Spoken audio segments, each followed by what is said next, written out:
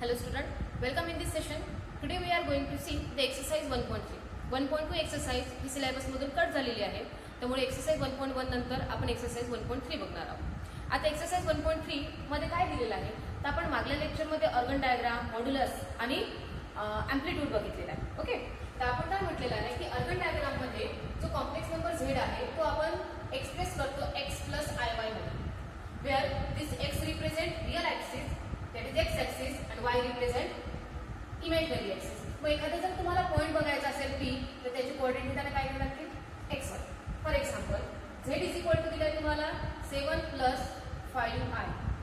आता 7 + 5 आहे, याला जर यासोबत जर कंपेअर केलं त्याचे कोऑर्डिनेट कोणते होतील 7 5.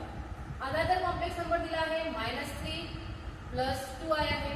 हा जर पॉइंट तुम्हाला एक्सप्रेस करायचा असेल तर इथे x कोऑर्डिनेट -3 आहे आणि y हा +2 आहे. म्हणजे अशा प्रकारे तुम्हाला पॉइंट्स घेऊन ते पॉइंट्स म्हणजे ऍक्च्युअली तुम्हाला कॉम्प्लेक्स नंबर दिलेला असेल त्या कॉम्प्लेक्स नंबरला पॉइंटच्या फॉर्म मध्ये घेऊन हे पॉइंट्स तुम्हाला काय करायचे आहे ऑर्गन डायग्राम वर रिप्रेझेंट करायचे, शो करायचे आहे. ओके, त्यानंतर आपण बघितलं होतं, आता हे झालं ऑर्गन डायग्रामचं. त्यानंतर आपण पाहिलं होतं modulus. How we can find modulus of z. तर मॉड्युलस ऑफ z काढण्याचा फॉर्म्युला आहे mod z = याला स्मॉल r ने रिप्रेझेंट केले जाते, that is equal to √x² + y². हा जर कॉम्प्लेक्स नंबर तुम्ही z = a + ib याने जर रिप्रेझेंट केला तर mod z = येणार आहे √a² + b². वेगळं काहीही नाही. नेक्स्ट आहे एम्प्लिट्यूड. एम्प्लिट्यूड म्हणजे त्याला आर्ग्युमेंट म्हटलं जाते आणि आर्ग्युमेंट ऑफ थीटा पाहतो आपण, that is argument of z आहे हा, that is equal to represented by theta. यालाच लिहिलं जाते tan इनवर्स y/x किंवा यालाच लिहिलं जाईल tan इनवर्स b/a. म्हणजे जर तुम्ही कॉम्प्लेक्स नंबर कोणत्या फॉर्म मध्ये एक्सप्रेस करता त्याच्यानुसार तुम्हाला हा फॉर्म्युला यूज करायचा आहे. ओके, त्यानंतर आपण स्टार्ट करणार आहे एक्सरसाइज 1.3. आता एक्सरसाइज 1.3 मधला जो पहिला क्वेश्चन आहे तुम्हाला तो दिला आहे find the modulus and amplitude of the following function. आता त्याच्यामध्ये मॉड्युलस पण काढायचं आहे आणि एम्प्लिट्यूड पण काढायचं आहे. मग आता कॉम्प्लेक्स नंबर कोणता आहे तिथे एक पहिले एक्झाम्पल दिलं आहे तुम्हाला. फर्स्ट क्वेश्चन आहे तो म्हणजे 7 - 5i. Now first of all we represent this complex number as z is equal to 7 - 5y. Now compare it with x plus iy. So here we can write x is equal to 7 and y is equal to -5. Okay, x coordinate 7 आहे, y coordinate -5 आहे. म्हणजे हा जो point आहे हा कुठल्या quadrant मध्ये लाई करणार तर तो येतो x पॉझिटिव्ह y निगेटिव्ह आहे, म्हणजे तो येतो फोर्थ क्वाड्रंट मध्ये. ओके, आता इथे सगळ्यात पहिले आपल्याला मॉड्युलस काढायचा आहे. Therefore modulus of z is equal to आपल्याजवळ फॉर्म्युला आहे √x² + y², that is equal to √7² + -5². Here we can write 49 + 25, that is equal to √74. We can't find √74, so it remains as it is. Now next we have to find amplitude. The amplitude is given by theta is equal to tan inverse y/x, that is equal to tan inverse -5/7.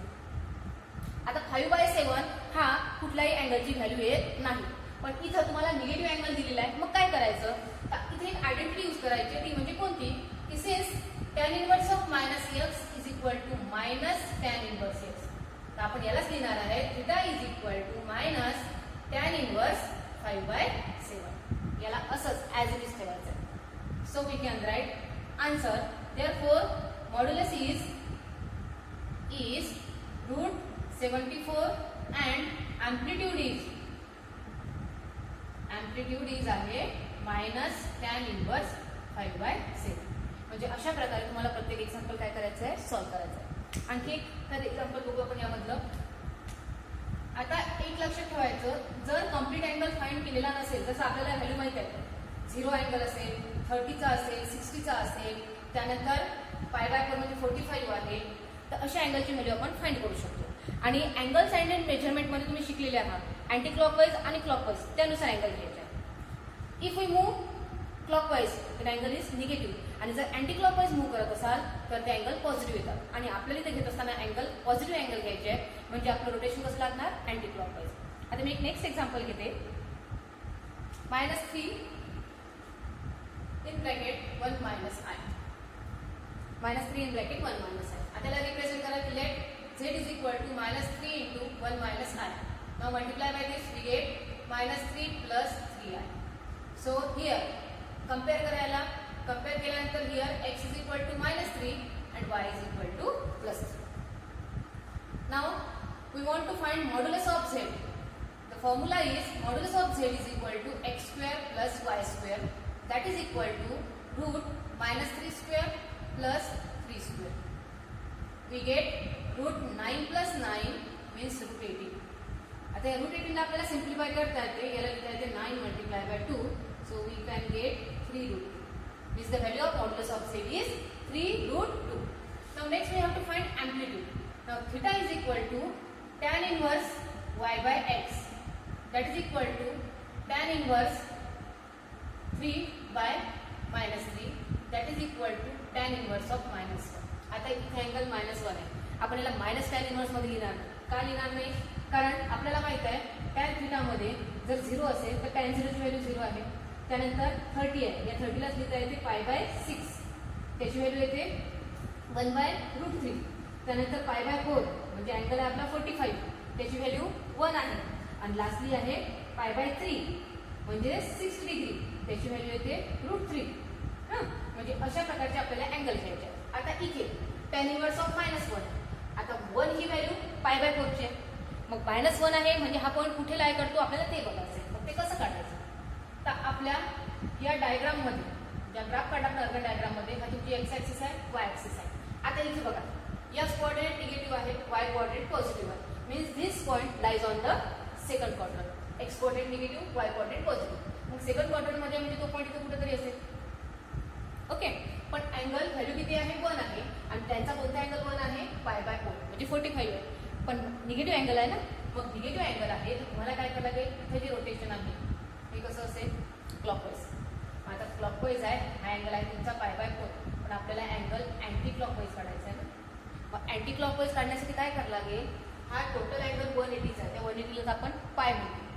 Okay, या पाय मधून हा पाय by 4 काय करायला लागेल? Minus करायला लागेल. पाय मधून जर पाय बाय 4 मायनस केला तर तो येतो 3 पाय बाय 4. आता कसं लिहायचं?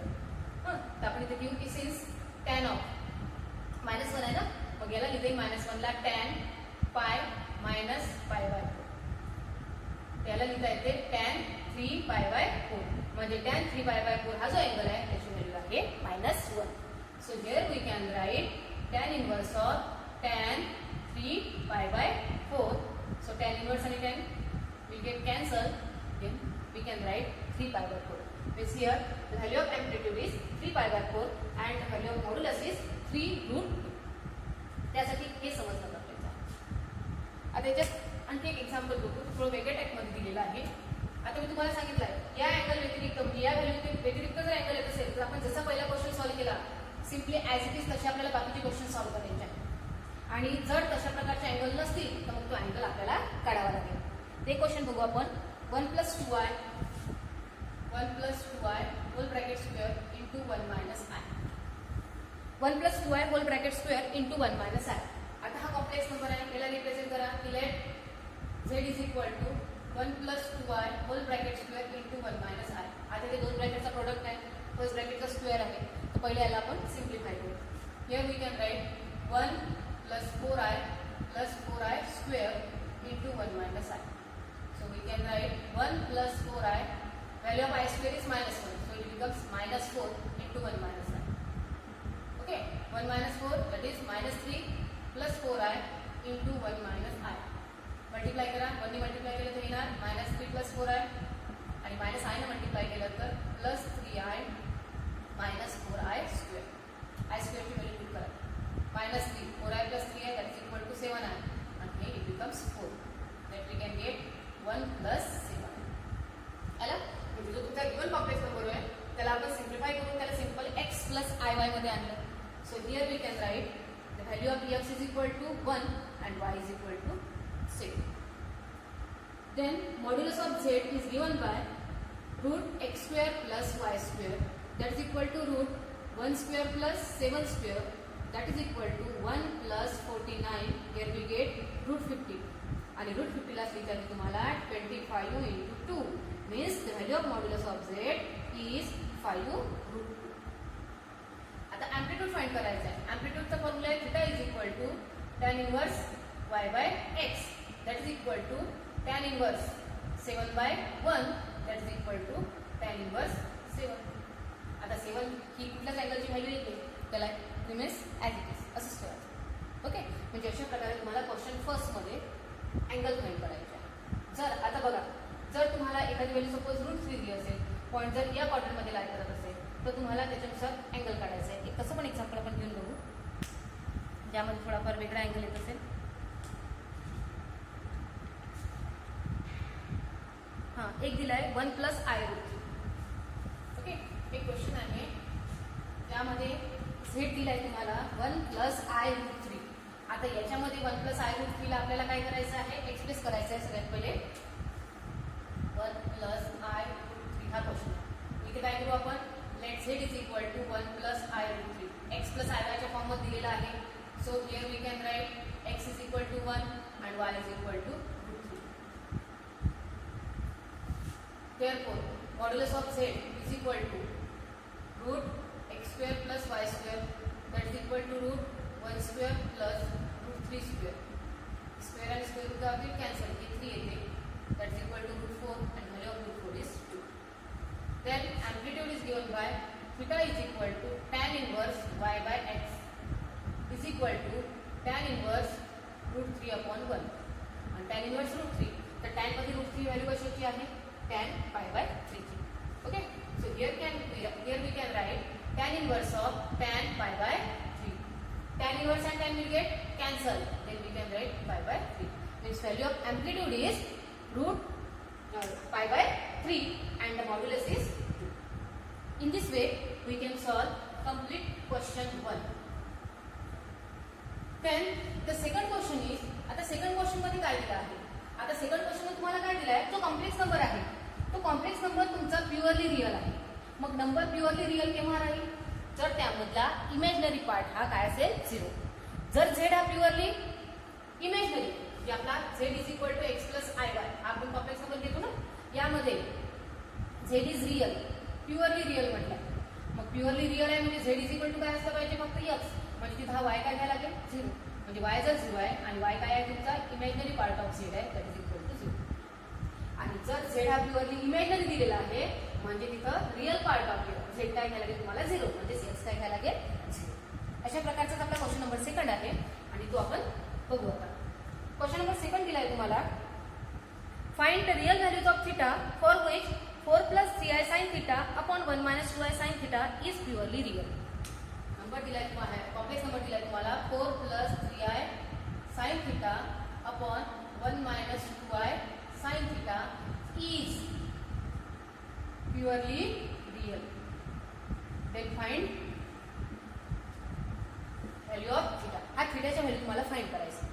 मग आता सगळ्यात पहिले हा रिअल आहे तर हा कॉम्प्लेक्स नंबर आपण एक्सप्रेस करू की let z is equal to 4 plus 3i sin theta upon 1 minus 2i sin theta. आता हा जो कॉम्प्लेक्स नंबर दिलेला आहे हा x प्लस आय वायच्या फॉर्ममध्ये आहे का, नाही. कारण असला तर आपण त्याला डायरेक्टली लिहू शकतो, पण तो x प्लस आय वायच्या फॉर्ममध्ये दिलेला नाही, कारण डिनॉमिनेटरमध्ये सुद्धा काय आहे, इमॅजिनरी टर्म आहे. मग आपल्याला डिनॉमिनेटरमध्ये काय करायची आहे, इमॅजिनरी टर्म रिमूव्ह करायची आहे. मग काय करावं लागेल, तर याची जी कॉन्जुगेट पेअर असेल त्या कॉन्जुगेट पेअरने तुम्हाला मल्टिप्लाय आणि डिवाइड करावं लागेल आणि तेच मेथड आपली इथं अप्लाय करणार आहे.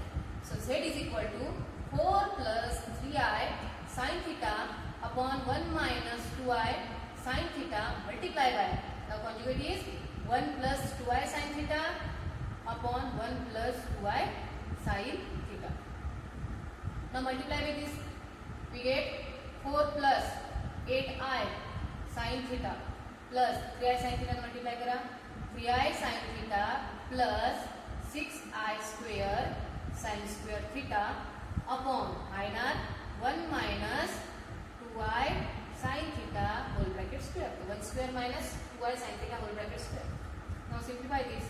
4 plus 8i sin theta plus 3i sin theta, that becomes 11i sin theta plus value of I square is minus 1, so it becomes minus 6 sin square theta upon 1 minus 4i square sine square theta. I स्क्वेअरची value काय ना minus 1 इथे put करायचे. याचा real part वेगळा घ्या. तो येते 4 minus 6 sine square theta plus 11i sign theta upon 1 plus 4 sine square theta. आता यामध्ये तुम्हाला रिअल आणि इमॅजिनरी पार्ट काय करायचं आहे, सेपरेट करायचं आहे. मग त्याला कसं डिफाइन करता येईल, 4 minus 6 sine square theta upon 1 plus 4 sine square theta plus i. हा आय घेतला तर किती राहिली 11 sine theta upon 1 plus 4 sine square theta. आला real part plus imaginary part. मग आता इथे काय दिले आपल्याला, सिन्स दिस नंबर, या नंबरला आपण एक्सप्रेस केलाय झेड ला. हा झेड काय दिलाय तुम्हाला, since Z is purely real. हा तुम्हाला प्युअरली रिअल दिला आहे. मग हा प्युअरली रिअल दिला आहे म्हणजे काय लिहिणार आपण, therefore imaginary part of z is equal to 0. मग आता झेड मधला इमॅजिनरी पार्ट म्हणजे कोणता असतो, वाय. आय सोबत आलेला, ठीक आहे. म्हणजे हा काय दिला असेल तुम्हाला 0. So here we can write 11 sine theta upon 1 plus 4 sine square theta that is equal to 0. This imply sine theta is equal to 0. Cross multiply करा, साइन थिटाची व्हॅल्यू काय ना 0. मग आता साइनचे असे कोणते कोणते अँगल आहे की ज्याची व्हॅल्यू काय आहे 0. तर आपल्याला माहित आहे साइनमध्ये जे काही पाय असतील, प्लस मायनस पाय, त्यानंतर 2 पाय 3 पाय, असे सर्व पायचे व्हॅल्यू काय ते 0. म्हणजे इथं आपण लिहू शकतो की sine theta is equal to sine n pi that is equal to 0 for all n belongs to 0. सगळे n काय असतील, इंटिजर्स असतील, त्या सर्वांसाठी पाय व्हॅल्यू काय आहे 0. देअरफॉर थिटाची व्हॅल्यू काय ना n पाय फॉर n बिलॉंग्स टू 0.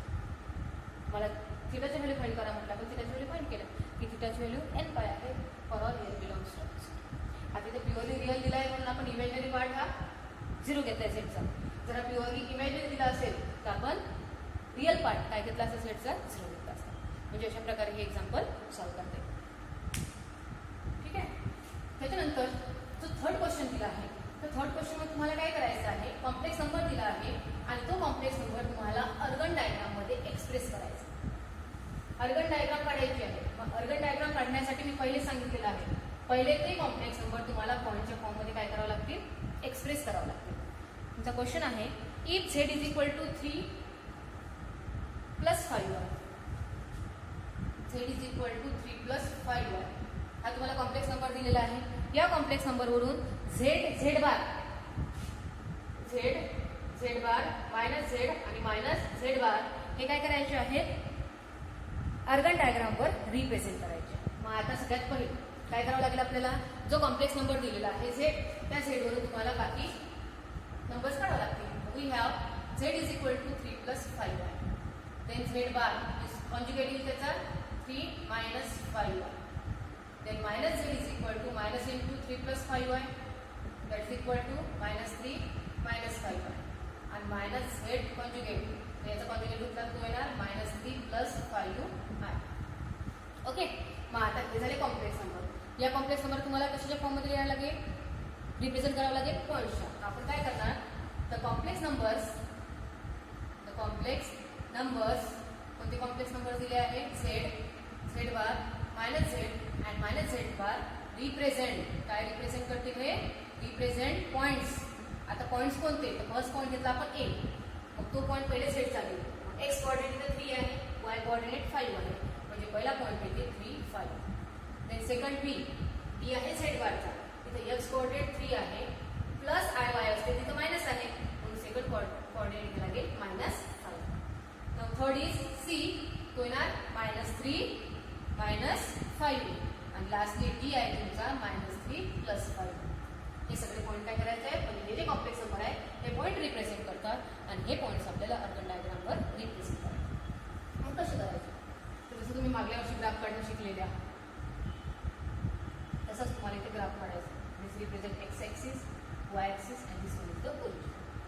आता आपल्याला पॉईंट्स घ्यायचे आहेत. स्पेसिफिक डिस्टन्सवरून पॉईंट घ्या, 1 2 3 4 5, -1 -2 -3 -4 -5, 1 2 3 4 5 आणि इथे ना -3 -4 -5. इथे मी अंदाजे घेत आहे, तुम्हाला अंदाजे घ्यायचं नाही आहे, तुम्हाला प्रॉपर स्केलचा यूज करून ग्राफ प्लॉट करायचा आहे. आणि मिनिमम इथं 5 पर्यंत आहे, म्हणून आपण ते पॉईंट. ओके, ना आता पॉईंट प्लॉट करायचे. फर्स्ट पॉईंट आहे A, कोऑर्डिनेट आहे 3, 5, x कोऑर्डिनेट 3, y कोऑर्डिनेट 5. मग हा 3 आणि हा 5, हा पॉईंट इथे तुमचा, हा पॉईंट आहे तुमचा A, 3, 5 आणि हा रिप्रेझेंट करते complex number Z is equal to 3 + 5i. Okay, त्यानंतर सेकंड बी पॉईंट आहे तो आहे 3 - 5. हा 3 आणि हा -5 म्हणजे फोर्थ क्वाड्रंटमध्ये. सेकंड पॉईंट आहे बी 3 - 5 आणि 3 - 5 रिप्रेझेंट करते z bar. Z bar is equal to 3 - 5i. Third point दिला आहे तुमचा -3 - 5. थर्ड क्वाड्रंटमध्ये -3 - 5 हा पॉईंट आहे सी. -3 - 5 आणि लिहिता येते -z is equal to -3 - 5i. आणि लास्टली फोर्थ पॉईंट दिला तुमचा -3 - 5 डी पॉईंट. -3 - 5 हा पॉईंट आहे डी आणि हा इथे -z bar that is equal to -3 + 5. म्हणजे अशा प्रकारे अर्गन डायग्राममध्ये तुम्हाला हे जे कॉम्प्लेक्स नंबर आहे हे कॉम्प्लेक्स नंबर रिप्रेझेंट करायचे आहे. तर आपण अशा प्रकारे कॉम्प्लेक्स नंबर याच्यामध्ये रिप्रेझेंट करता येतो. तर कुठलाही कॉम्प्लेक्स नंबर दिलेला असेल तो कॉम्प्लेक्स नंबर तुम्हाला अर्गन डायग्राममध्ये रिप्रेझेंट करता आला पाहिजे. यानंतर जो आपण नेक्स्ट टॉपिक पाहिला होता तो होता कॉम्प्लेक्स नंबर. हा जसा आपण एक्स + iy च्या फॉर्ममध्ये पाहिला तसाच तो पोलर फॉर्ममध्ये कसा एक्सप्रेस करतात. तर कॉम्प्लेक्स नंबरचा जो पोलर फॉर्म आहे तो आहे z is equal to r in bracket cos θ + i sin θ. मग आता हा r काय आहे? r म्हणजे काय करतो आपण शिकलेला आहे. r म्हणजे मॉड्युलस ऑफ z ची व्हॅल्यू आहे. मॉड्युलस ऑफ z लाच आपण r लिहितो. मग पोलर फॉर्म आणि एक्सपोनेन्शियल.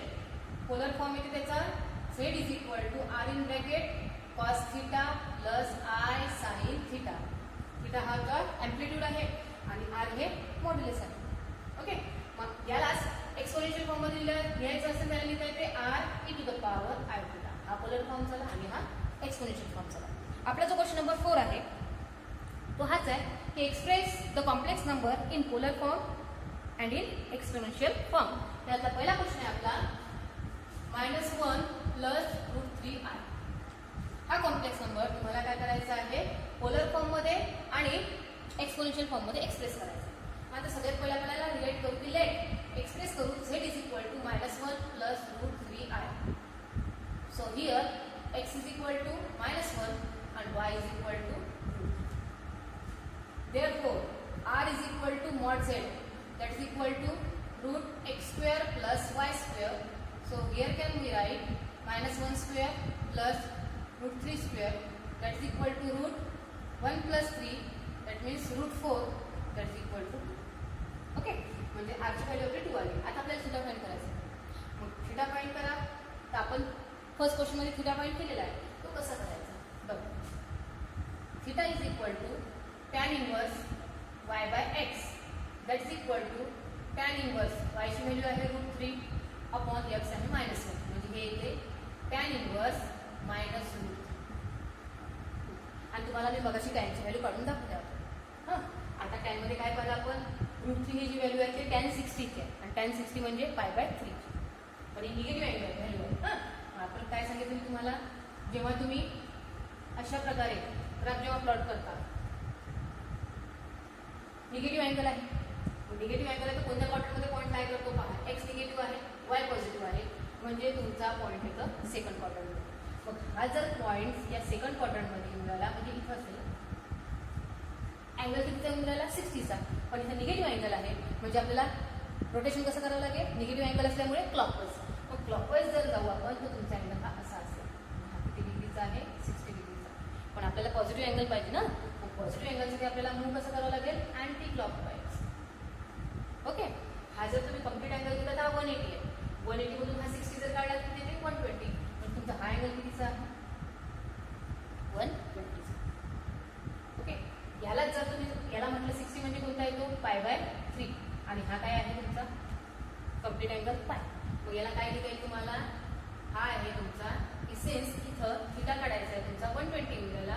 तर आपण काय करू की याला tan π minus pi by 3 that is equal to किती 3 मायनस 1 म्हणजे tan 2 पाय बाय 3 आणि tan 2 पाय बाय 3 ची व्हॅल्यू किती तुमची -√3. मग तुम्ही जर जरी डायरेक्ट लिहिलं की tan इन्व्हर्स ऑफ tan 2 पाय बाय 3 तर tan इन्व्हर्स आणि tan काय होतं कॅन्सल, त्याची व्हॅल्यू तुमची 2 पाय बाय. मग आपल्याला काय लिहायचं की therefore polar form of complex number z is काय ना z is equal to r in bracket cos theta plus I sin theta that is equal to 2 into cos 2 पाय बाय 3 प्लस I sin 2 पाय by 3 and याचाच लिहायचं तुम्हाला exponential and exponential form is z is equal to formula आहे r e to the power I theta that is equal to 2 into e to the power I theta आहे. तर थीटाची value आपली 2 पाय by 3 म्हणून याला लिहायचं 2 पाय बाय 3 I. जरी I थीटा आहे तर व्हॅल्यू पहिली लिहायची अँगल आणि नंतर I लिहायचा. म्हणजे हा झाला तुमचा पोलर फॉर्म आणि हा झाला तुमचा एक्सपोनेन्शियल फॉर्म. म्हणजे अशा सहज सोप्या पद्धतीने